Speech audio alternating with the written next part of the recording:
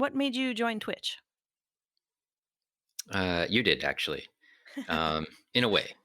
So let me sort of address a little bit of that. One of the things is um, I started off watching your interview with Melina on Twitch, and Melina's a friend of mine, so I was just sort of hanging out. I just wanted to see what it was like, and maybe a decade ago or something, when I was a little bit more active in playing video games, I would watch people do things on Twitch.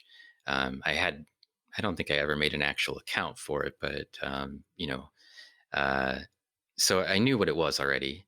But I watched your interview and I thought, oh, this is really kind of a neat way of communicating science to just average people. They could sit there and ask questions just from the chat, and there was sort of like there's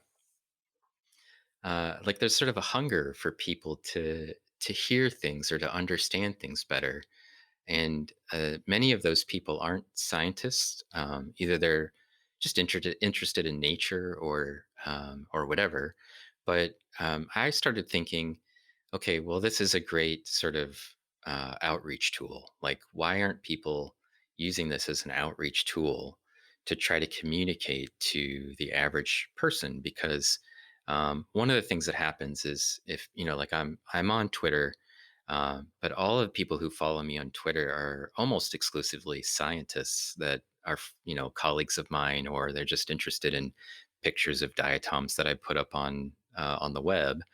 And it's not a way to communicate very well with like the broader society, because you can't really make like a conversation with an average person through Twitter about things that are science oriented unless they've already got a beef with it. Like, if you start a conversation with somebody about climate change, you might get some climate change deniers or something show up, and that's not really the kind of conversation you want to have anyway.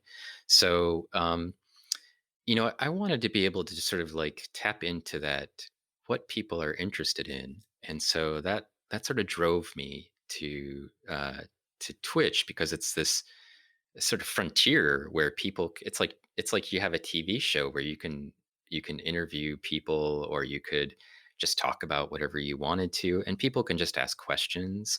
And I thought, what a great way to like sort of reach out to the average person and communicate things to them. And and, and I liked that idea. It sounded fascinating to me, and I would say that, like, um I'm not a sharer.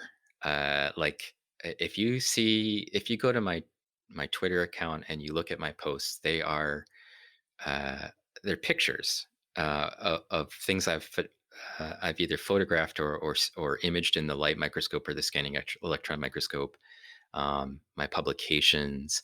But I don't have hot takes, and you don't get to hear about, like, my personal life very much in there. And so, like, I like communicating with people, but I didn't want to use it as a platform to like rage against something.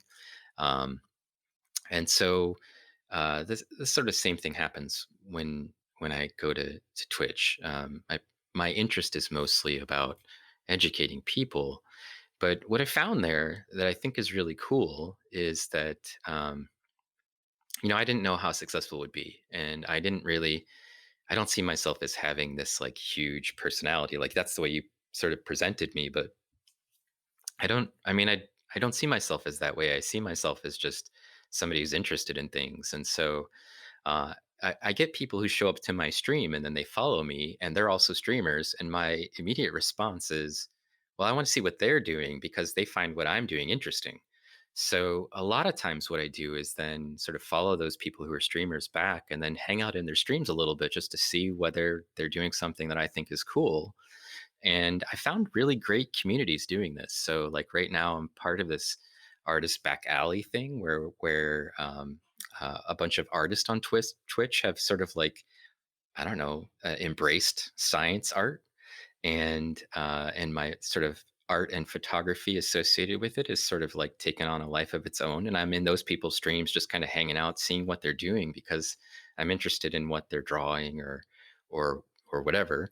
And I have a sort of a little squad of microscope streamers that are also on Twitch. So my friends Pacific Plankton and Dell Maximum and you and OpenSet. There's just like a number of us that are all using microscopes and sort of presenting the microscopic world to people. And um, I'm a fan as much as I am somebody who is out there presenting this stuff.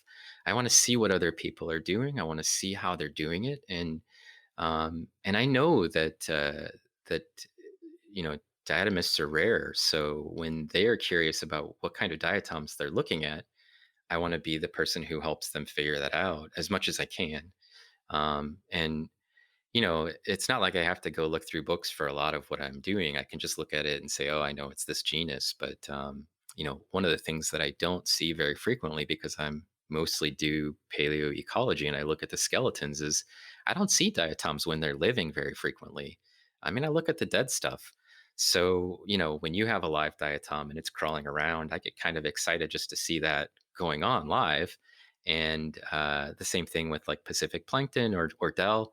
I'm just as excited to see these cool things as other people, and they don't just look at diatoms, and you don't either, So, like I was very excited to see you putting live water bears on the screen, and Dell has a hydra, and you can see the hydra eating things, and or he's got a bunch of them actually, but like those are just it's interesting to see, and it's not something that I focus on when I'm looking at stuff because I usually like the first thing I do when I'm looking at diatoms is get rid of all the organic matter so I can see the skeleton.